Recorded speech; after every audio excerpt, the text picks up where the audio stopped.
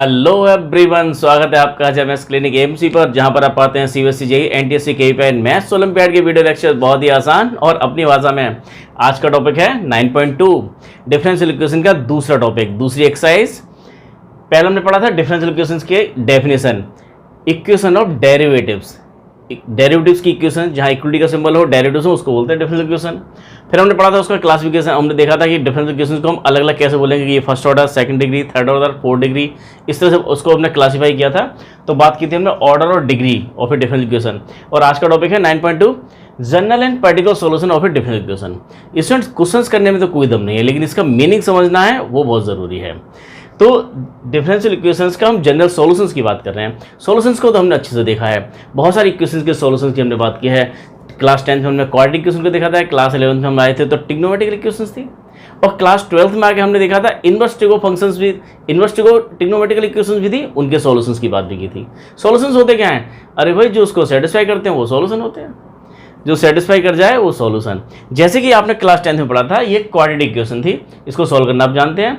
और कोई हमसे पूछे कि क्या x = 1 इसको सेटिस्फाई करता है? नहीं करता। 1 इसको सेटिस्फाई नहीं करता तो इसका सॉल्यूशन नहीं है। जो इसको सेटिस्फाई करता है वो सॉल्यूशन है।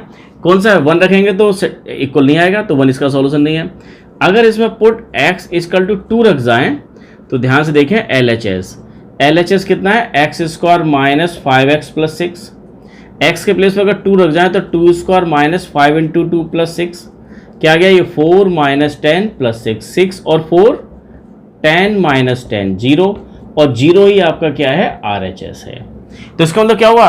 हम क्या लिखते थे कि x = 2 is a solution of equation first. Equation first का ये सॉल्यूशन है, ऐसा बोलते थे क्लास 10 में।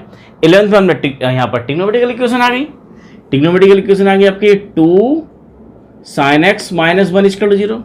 x = उसमें π/6 रख जाएं, π/6 रखेंगे तो कितना आ जाएगा? इसको सेटिस्फाई करेगा।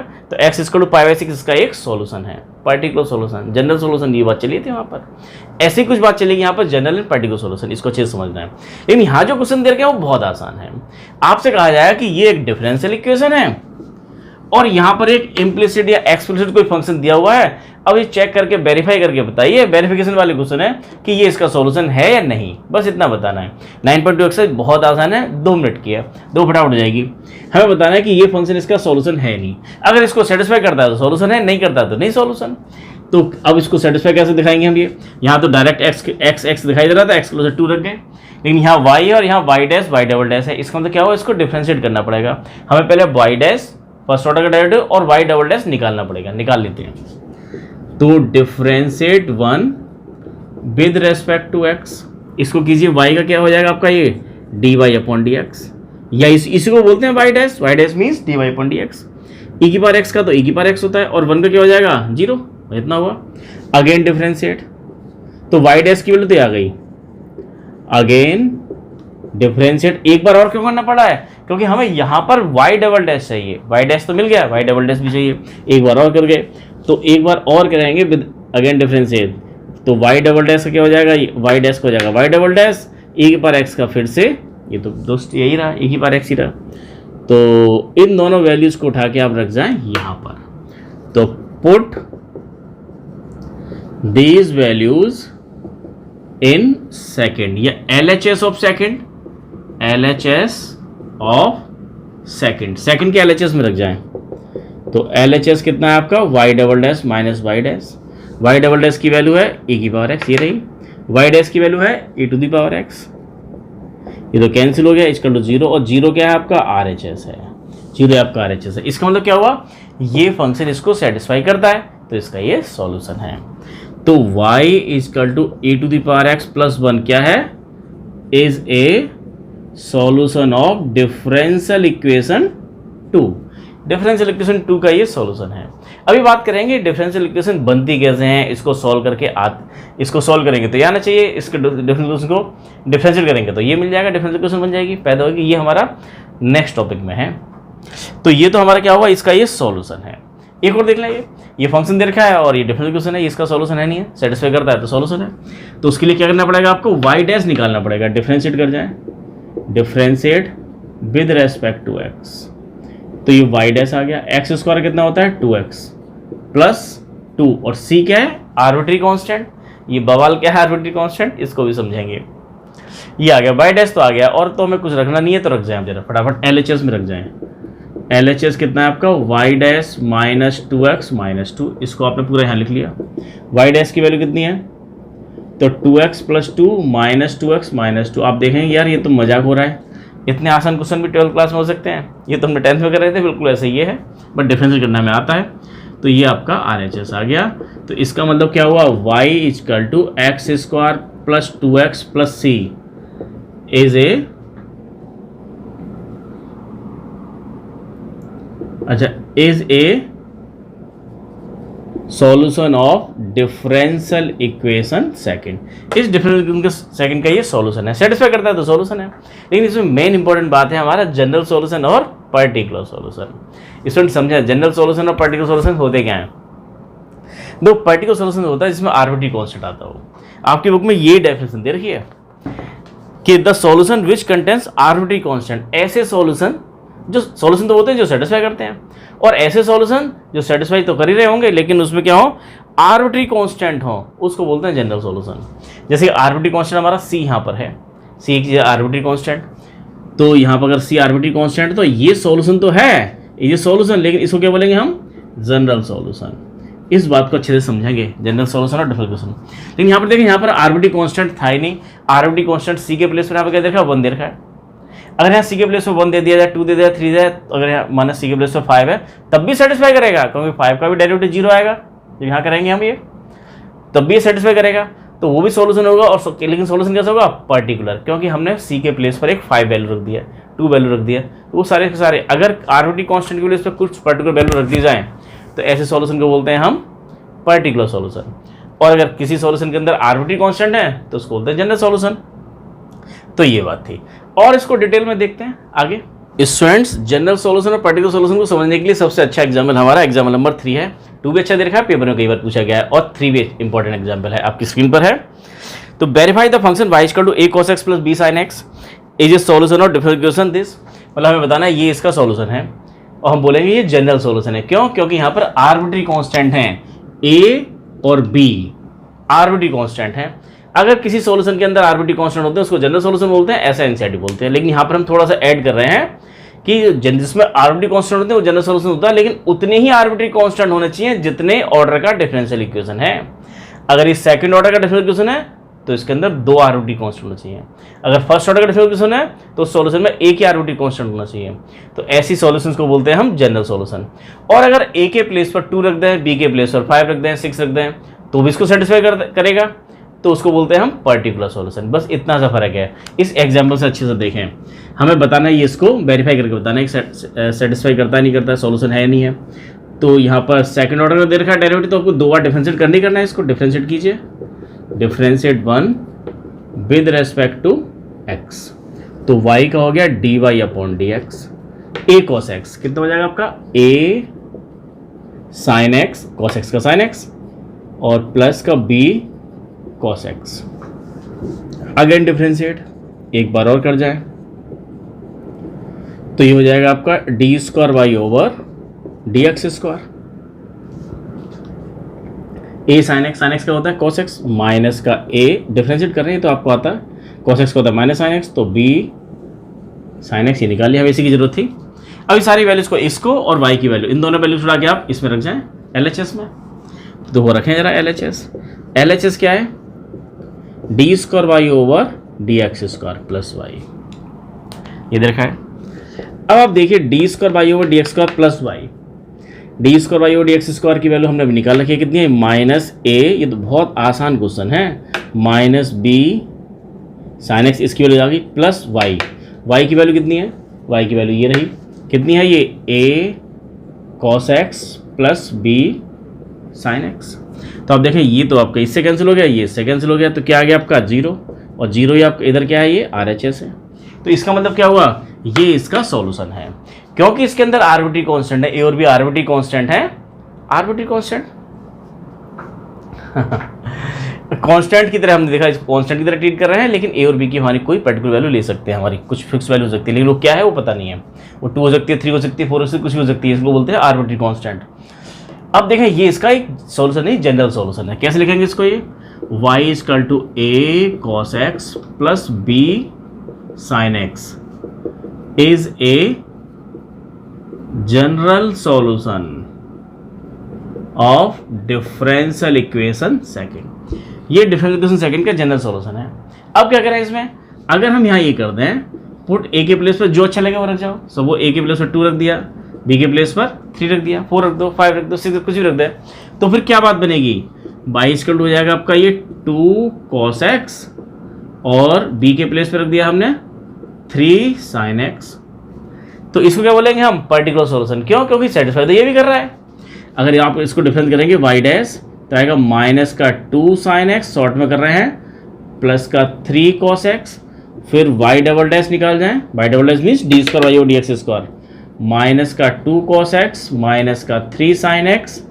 और अब अगर LHS में रख जाएं इसको, LHS क्या है? y double dash plus y, यही तो है LHS आपका। y डबल डैश की वैल्यू ये माइनस का 2 cos x माइनस का 3 sin x, प्लस का y की वैल्यू है 2 cos x प्लस का 3 sin x। तो ये तो कैंसिल हो गया, आपका कैंसिल हो गया और 0 आ गया। तो ये क्या हो गया आपका? सेटिस्फाई करता है। ये सेटिस्फाई करता है तो सॉल्यूशन है, क्योंकि a और b के प्लेस हमने कुछ पर्टिकुलर वैल्यू रखी है 2 और 3, तो ये पर्टिकुलर सॉल्यूशन बोलेंगे इसको। तो y इक्वल टू a के प्लेस में क्या रखा बोला है हमने? 2 cos x plus 3 sin x is a particular solution. और ये क्या था आपका? General solution. जनरल सॉल्यूशन में आर्बिट्री कांस्टेंट होते हैं, पर्टिकुलर सॉल्यूशन में आर्बिट्री कांस्टेंट नहीं होते। उनके प्लेस पे कुछ पर्टिकुलर वैल्यू होती है, जैसे 2 और 3 आ गए यहाँ पर, 4 5 कुछ भी रख देते तब भी सेटिस्फाई करता पर्टिकुलर सॉल्यूशन। अब यहाँ पर एक क्वेश्चन आपके लिए है, एक क्वेश्चन है आपके लिए। देखें, अगर यहाँ पर हम ऐसा करते, बच्चों ये आपके लिए सोचने के लिए है कि अगर हम इसी क्वेश्चन के अंदर ऐसा, देखो यहाँ पे क्या दे रखा है? ये y double dash plus y equal to 0, ये डिफरेंट क्वेश्चन है और इसको सेटिस्फाई करने वाले सॉल्यूशन होते हैं। अगर y इक्वल टू केवल a cos x इतना ले जाएं, y equal to a cos x इसमें रख के देखें तो सेटिस्फाई करता है। तो क्या y equal to a cos x इसका जनरल सॉल्यूशन है या पर्टिकुलर सॉल्यूशन है? ये आप बताइएगा। अगर y इक्वल टू सपोज यहाँ रख दिया हमने 2 sin x और y इक्वल टू 2 sin रख दिया और ये इसको सेटिस्फाई करता है, तो क्या इसका ये पर्टिकुलर सॉल्यूशन है? जनरल सॉल्यूशन तो नहीं है, क्योंकि आर्बिट्री कांस्टेंट नहीं है। क्या इसका पर्टिकुलर सॉल्यूशन बोलेंगे? इसको विचार करना बच्चों, ठीक है ना। इसको सोचना है कि अगर हमने यहाँ से इतना आधा ही लिया है इसमें से, तब भी सेटिस्फाई करता है, सॉल्यूशन तो है। क्या जनरल सॉल्यूशन है, क्या पर्टिकुलर सॉल्यूशन है? इस पर थोड़ा विचार कीजिएगा। और क्वेश्चंस तो 9.2 में बहुत ही आसान है, एकदम लड्डू से क्वेश्चन है। देखें आपकी स्क्रीन पर है क्वेश्चन नंबर 10 और 11 और 12। क्वेश्चन नंबर 11 में देखें, the number of arbitrary constant in A general solution of A differential equation of fourth order. Fourth order की एक डिफरेंशियल इक्वेशन है, तो उसका जो जनरल सॉल्यूशन होगा उसमें 4 आर्बिट्री कांस्टेंट होंगे। जैसे कि ये सेकंड ऑर्डर की डिफरेंशियल इक्वेशन थी, इसमें 2 आर्बिट्री कांस्टेंट हैं, 2 आर्बिट्री कांस्टेंट हैं। जनरल सॉल्यूशन में 2 आर्बिट्री कांस्टेंट होंगे। जितने ऑर्डर का डिफरेंशियल इक्वेशन है उतने ही आर्बिट्री कांस्टेंट होंगे, उसको जनरल सॉल्यूशन बोलते हैं। तो अगर फोर्थ ऑर्डर के डिफरेंशियल इक्वेशन है तो उसके अंदर नंबर ऑफ आर्बिट्री कांस्टेंट कितने होंगे? 4। तो इसका ऑप्शन कौन सा है? डी ऑप्शन, ठीक है। अब देखिए क्वेश्चन नंबर 12 में, the number of arbitrary constant in a particular solution of A differential equation of third order की जो डिफरेंशियल है उसके पर्टिकुलर सॉल्यूशन में कितने आर्बिट्री कांस्टेंट होंगे? नहीं होंगे, नथिंग।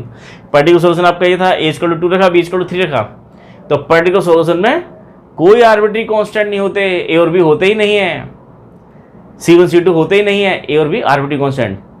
उसके वजह से कुछ पर्टिकुलर वैल्यू होती है 2 और 3, तो इसमें नंबर ऑफ आर्बिट्री कांस्टेंट क्या होंगे? इसमें 0। तो इसका आंसर कितना आ गया? डी। ये क्वेश्चन थे। और बाकी क्वेश्चन नंबर आप देखें 3rd 4th 5th 6th 7th 8th 9th 10th, कोई सा कर लो, कोई सा भी कर लो, सब एक जैसे हैं, कोई उसका मतलब नहीं है। देखिए एक दो करके देखते हैं, इस पर विचार कीजिएगा। आगे देखें क्वेश्चन नंबर 5 6 आपकी स्क्रीन पर है।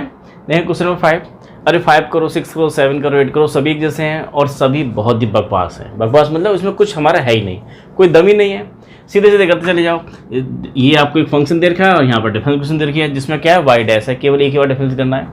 कीजिए इसको differentiate, differentiate 1 with respect to x, तो y का हो जाएगा y डैश और ax का कितना आएगा a, बस इतना सा आया।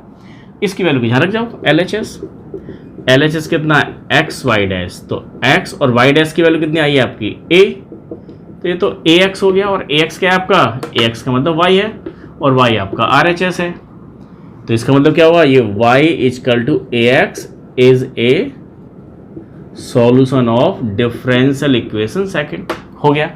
अब भाई बताओ इसमें कुछ था, कुछ भी नहीं था, लेकिन उसके बाद में सोच रहा था छोड़ दिया जाए, लेकिन फिर भी देखा है कई बच्चों को क्वेश्चन नंबर 6 से हमारा दुखी करता है, वो बच्चे थोड़ा सा मैनिपुलेशन नहीं कर पाते, इसलिए करना तो यही है, केवल यहाँ वैल्यू यहाँ रखनी है और सेटिस्फाई करना है।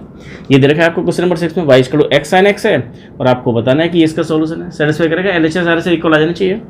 तो डिफरेंशिएट करें, differentiate 1 with respect to x, तो y का हो जाएगा y dash x sin x, product टू लगेगा इसमें, x को छोड़ दिया sin x का डेरिवेटिव cos x प्लस अब sin x को छोड़ दिया x का डेरिवेटिव 1, तो ये तो आया आपका y डैश, हमें y डैश की जरूरत है बस, LHS में रख जाए अभी, तो LHS कितना है x y डैश, तो x और y डैश की वैल्यू हमने अभी निकाली है x cos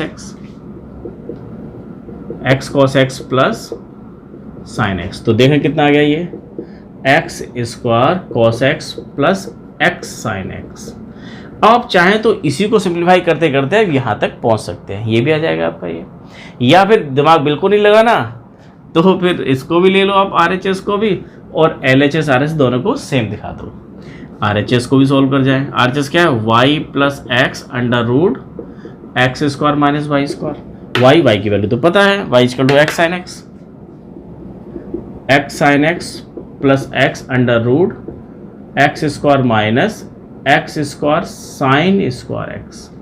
अब इन दोनों से x sin x, अब ध्यान से देखो इन दोनों टर्म से हमारा कॉमन क्या है, इन दोनों टर्म से कॉमन आपका है एक्स स्क्वायर, कॉमन लिया तो 1 माइनस साइन स्क्वायर एक्स, तो x sin x plus x और ये हो गया x square, 1 minus sign square x cos square x, दोनों की स्क्वायर है, रूट भी चढ़ा हुआ है, ये खत्म हो जाएगा, तो बचेगा क्या आपका ये x पॉजिटिव में मोड में बचता है वैसे, तो ये कितना बचेगा आपका, ये एक x आएगा और एक cos x, तो x और x क्या हो गया आपका x स्क्वायर, x और x हो गया x स्क्वायर, तो x square cos x plus x sin x, ये और ये दोनों सेम है, LHS इक्वल टू RHS।